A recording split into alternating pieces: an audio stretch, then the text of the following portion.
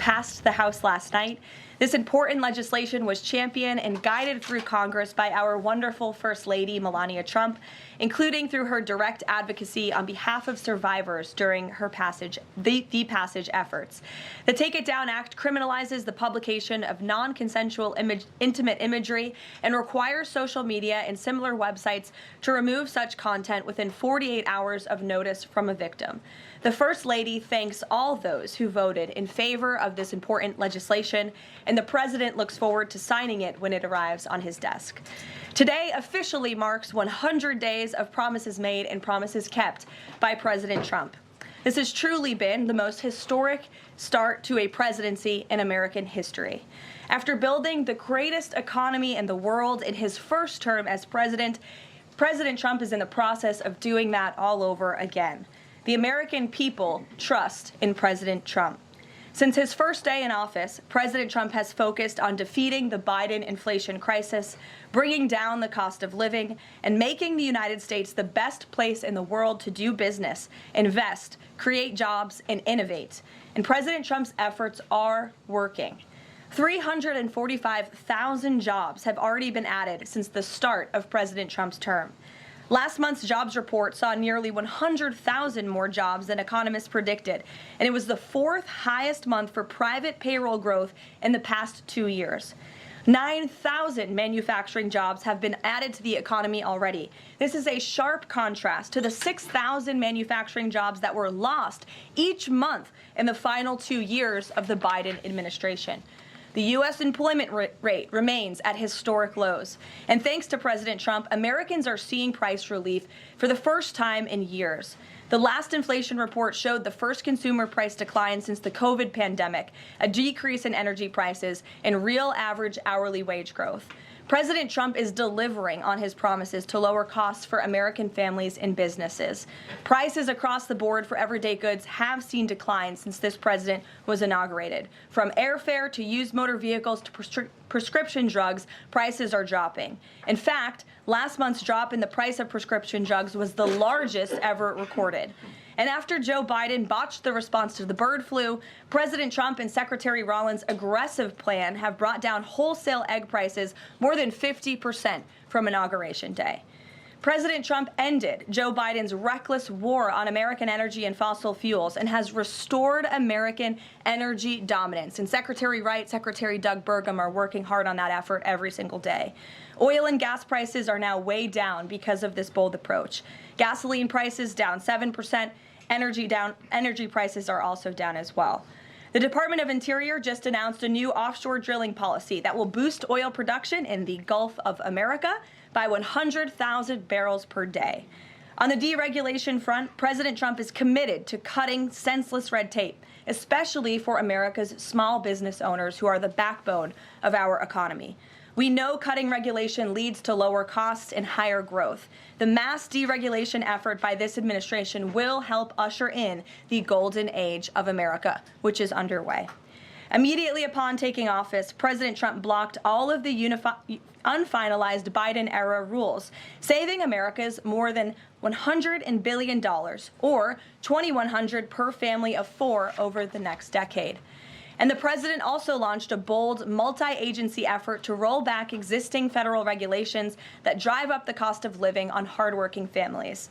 This effort is projected to yield significant cost savings in the coming months, including the EPA's rollback of tailpipe emission rules for light-duty and medium-duty vehicles and the Department of Transportation's latest corporate average fuel economy standards.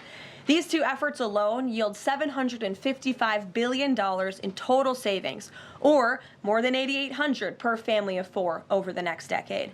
In total, the combined savings from all of these actions equal just over $935 billion, or nearly $11,000 in real savings per family of four per the coming decade.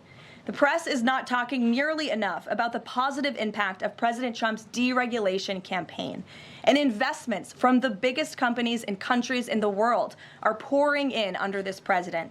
So far, total investment commitments under the Trump administration have reached more than $5 trillion, including $500 billion from Apple in U.S.-based manufacturing and training, $500 billion from NVIDIA and AI infrastructure, $100 billion from TSMC and U.S.-based chips manufacturing, and the $500 billion private investment by OpenAI, Oracle, and SoftBank in AI infrastructure as well. All of these investment commitments are estimated to generate at least 451,000 new high-paying jobs for American workers and families. At this point, President Trump has secured more investments in the United States of America in 100 days than Joe Biden did in 4 years. President Trump is America's businessman in chief, and that's why these trillions of dollars in investments are flooding to our country. The business community is bullish on America because President Trump is back in charge. Tomorrow, the president will host CEOs and leaders from several companies that have made these investments to tout their historic commitments to our country and encourage others to follow suit. Under President Trump, there has never been a better time to invest in America. And the president finally said enough is enough and refused to allow America and our workers to be ripped off any longer on trade. President Trump implemented powerful tariffs to end the era of economic surrender and to rebalance America's trading agreements. More than 100 countries have already come to the table looking to offer more favorable terms for America and our people. There has never been a president who has created his own leverage like this president, and we are just getting started. Republicans in Congress are getting very close to passing President Trump's One Big Beautiful Bill, which will include the largest tax cuts in American history, strong border security measures, major military advancements, dramatic deregulation, and common sense spending reforms. As President Trump has said before, the best is yet to come. For more on President Trump's economic successes so far and the plans ahead, I want to pass it off to our incredible Treasury Secretary, Scott Bessent, who is here today, and we will open it up to questions. In our new media seat, we have Brendan Peterson, the financial services reporter for Punchbowl News. Punchbowl News covers power, people, and politics based in Washington, D.C., laser focus on Capitol Hill, the politics of legislating, founded in 2021, and it is the first newsletter that Capitol Hill and the White House reads every morning in the middle of the day and throughout the evening. Thanks for being here with us, and we'll start with you today. Thanks so much for being here. I have a question for Secretary Bessent. On tariffs, the president said over the weekend that we are hoping that maybe tariff revenues could replace income tax. But we also keep hearing about the deals that the administration is pursuing. So my question is, what is the White House's ultimate objective here? Do you want to have long-term tariff revenue or deals that might reduce those tariffs? I think it's a combination of both. So we're going to take in long-term tariff revenue. We put a process in place. We have 18 important trading relationships. We will be speaking to all of those partners, or at least 17 of them, over the next few weeks. Many of them have already come to Washington. What President Trump is referring to is the ability for tariff revenue to give income tax relief.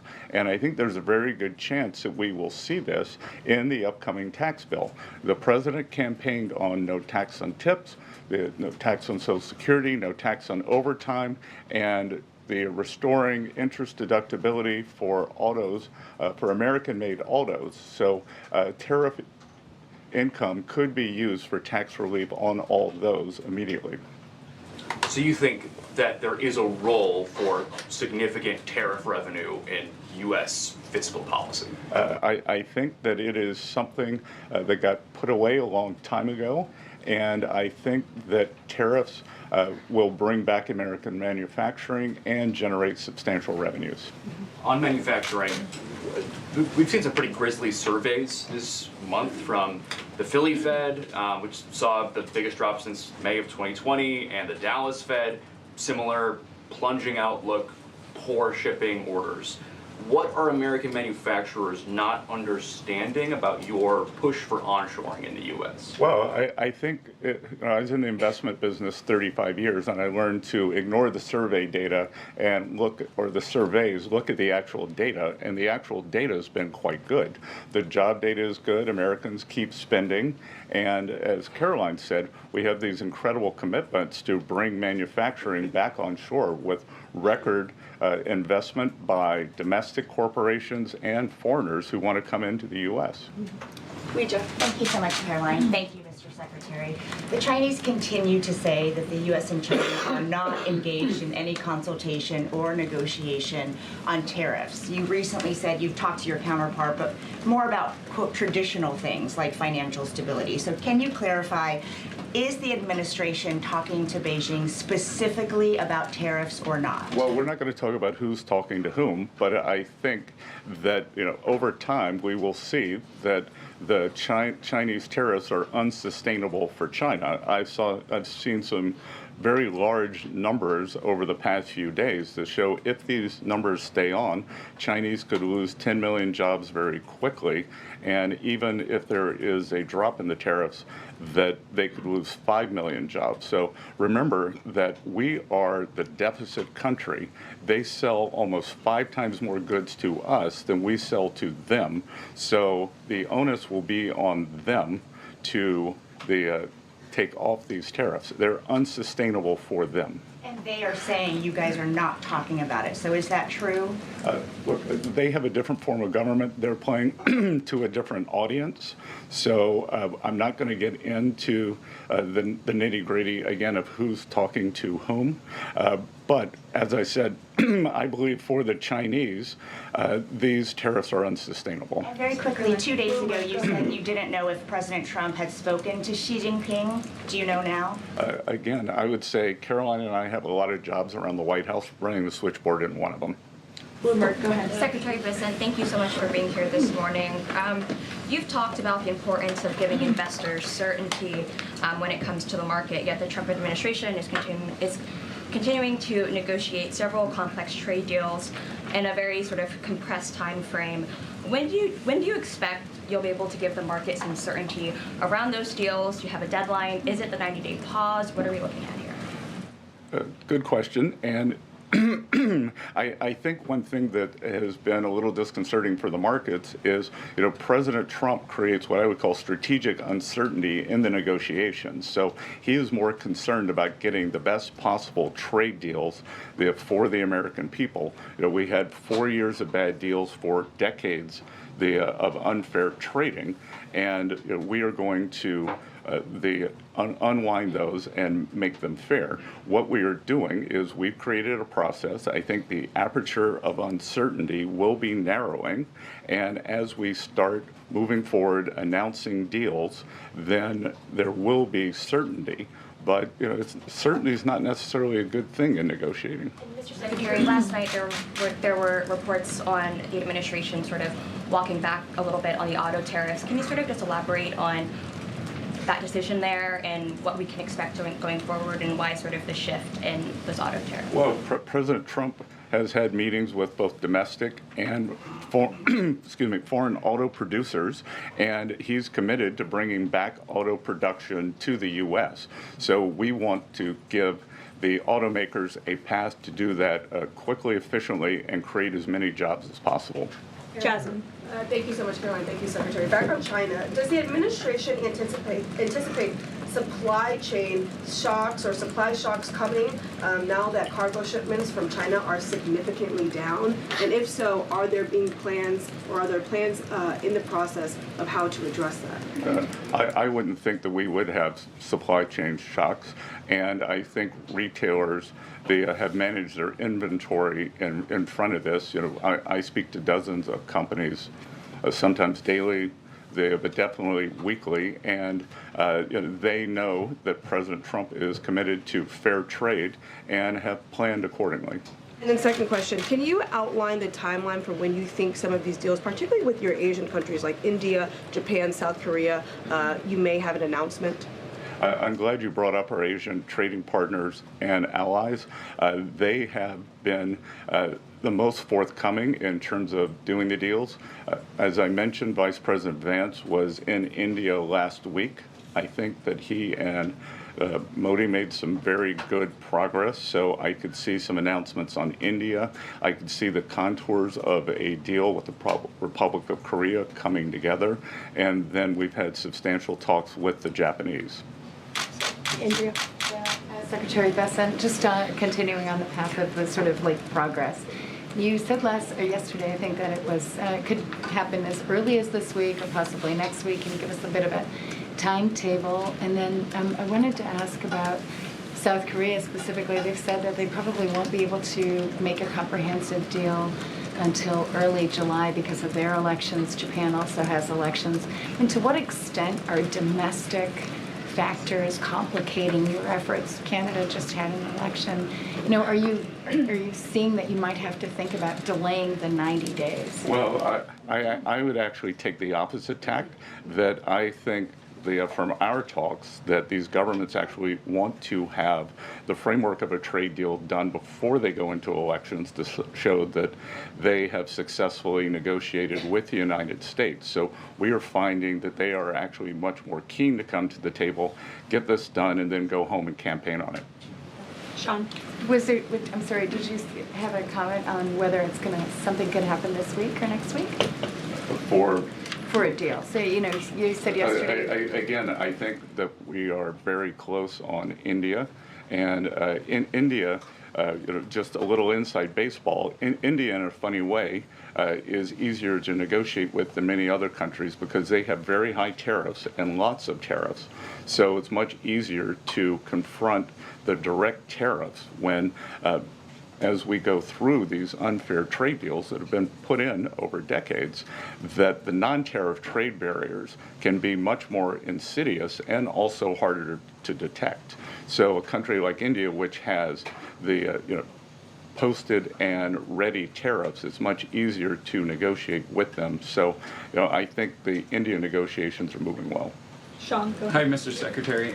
So it was reported this morning that Amazon will soon display a little number next to the price of each product that shows how much the Trump tariffs are adding to the cost of each product. So isn't that a perfect, crystal clear demonstration that it's the American consumer and not China who is going to have to pay for these policies? I will take this since I just got off the phone with the president about Amazon's announcement. This is a hostile and political act by Amazon. Why didn't Amazon do this when the Biden administration hiked inflation to the highest level in 40 years? And I would also add that it's not a surprise because, as Reuters recently wrote, Amazon has partnered with a Chinese propaganda arm. So this is another reason why Americans should buy American. It's another reason why we are onshoring critical supply chains here at home to shore up our own critical supply chain and boost our own manufacturing here. Is Jeff Bezos still a Trump supporter? Look, I will not speak to the president's relationships with Jeff Bezos, but I will tell you that this is certainly a hostile and political action by Amazon. And Secretary, if you have anything to add. Yeah, I would also add that the bringing down the terrible Biden inflation has been a priority for the first 100 days of the Trump administration, and President Trump has done a great job of leading that since January 20th. Interest rates, mortgage rates are down, gasoline and energy prices are down. We're expecting the further decreases. And as Karoline said, the big tax on consumers that goes unnoticed is deregulation or regulation, and we are deregulating and bringing that down. So, from a household income point of view, we would expect real purchasing increases. We've seen them over the first 100 days, and we would expect that to accelerate. We are doing peace deals, trade deals, tax deals, and deregulating. And the deregulation is a longer lead time, but I think by the third and fourth quarters, that's really going to kick in. Kelly, go ahead. Thank you, Caroline. A question for you and Secretary Bessent.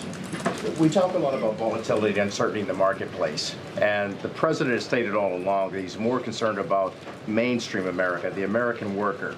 You just talked about deregulation and this entire fair trade and reciprocals What is your message to the American people in terms of letting them get through this disturbance and the outcome being greater and a greater good for the American worker, the American people, the American families? I would say trust in President Trump.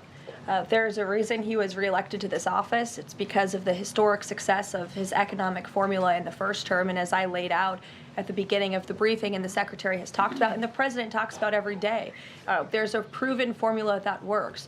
Massive deregulation, energy independence, and tax cuts, which are coming. And the Secretary is working very hard on that with our counterparts on Capitol Hill. If you want to talk about that, that's a huge deal to put more money back into the pockets of hardworking Americans. As for the fair trade deals the President is trying to negotiate, he's not just righting the wrong of the mess that he inherited from the past 4 years of the Biden administration. This is a mess that has been created for the past 4 decades that has sold out the middle class, that has moved jobs overseas. You think about our heartland, middle America, what towns used to look like, what they look like today. President Trump wants to restore the golden age, and it's a process to do that. And that process is underway, but he's put together a fantastic trade team. Secretary Bessent, Secretary Lutnick, Jamieson Greer, all working incredibly hard on this effort about that. Yeah, so it's really a three-legged stool in the economic policy.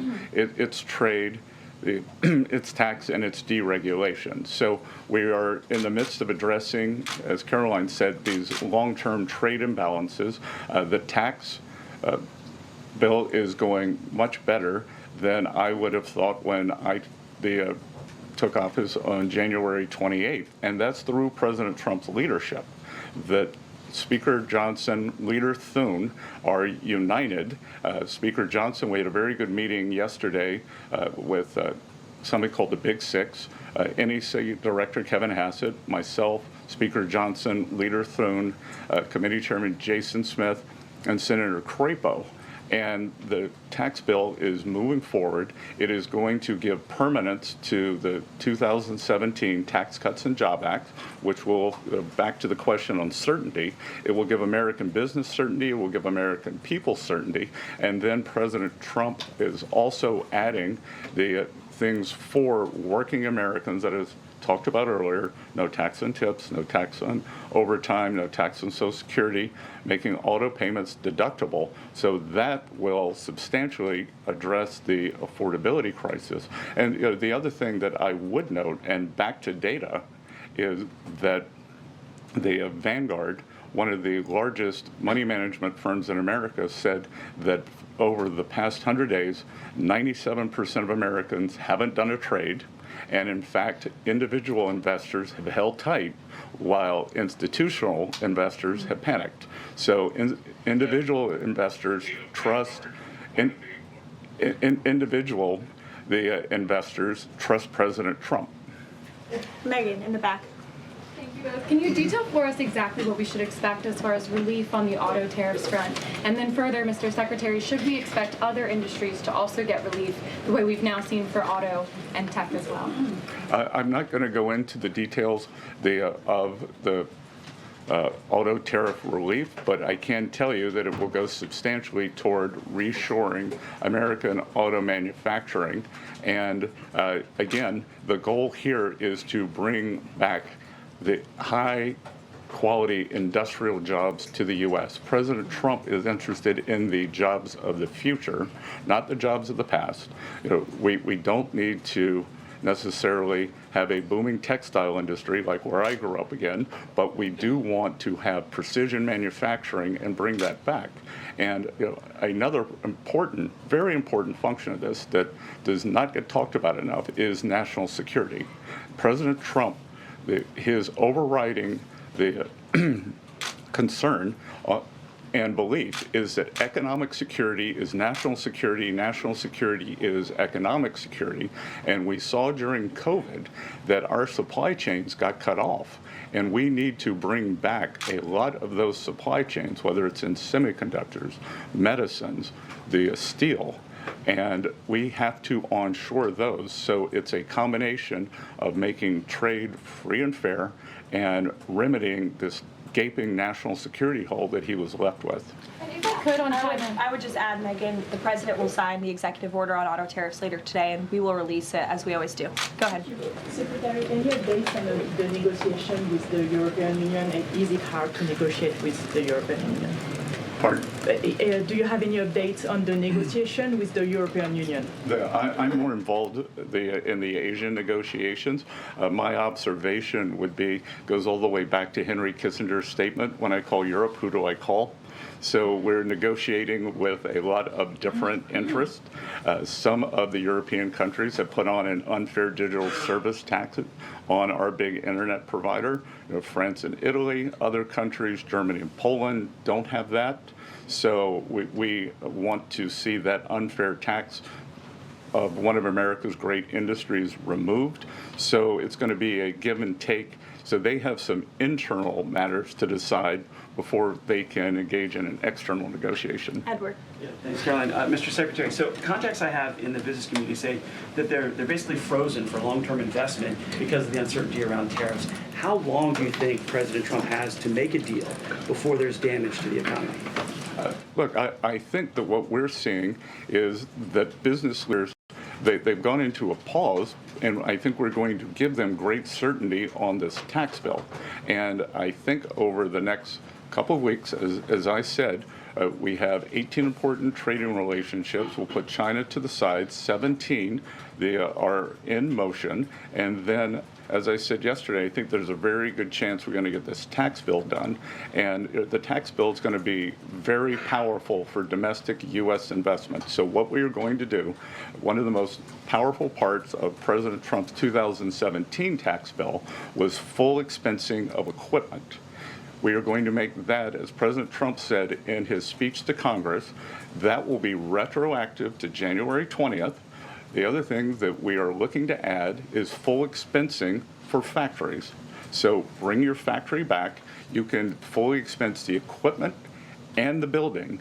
We will couple that with deregulation, cheap energy, and regulatory certainty, and that will continue to make the U.S. the greatest destination for domestic and foreign investment.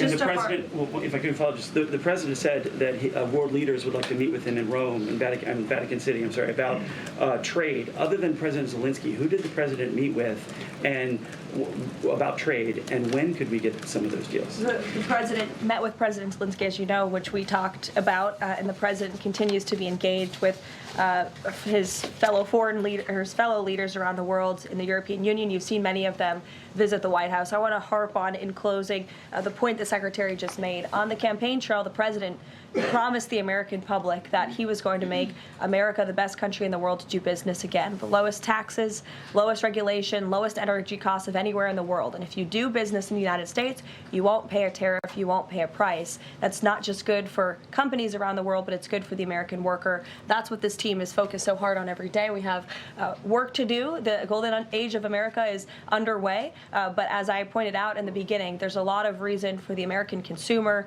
the American CEO, the American small business owner to be confident and optimistic about this president and where we're headed. So you will hear more from the president himself later this evening. He is traveling to Michigan, as you all know. He'll make a stop at the Air Force Base with Governor Whitmer, and then we will head to a rally tonight where you'll hear more from him directly. So we'll see you in Michigan. Thank you, guys. Information. Truth is freedom. Is Newsmax. It's real news for real people.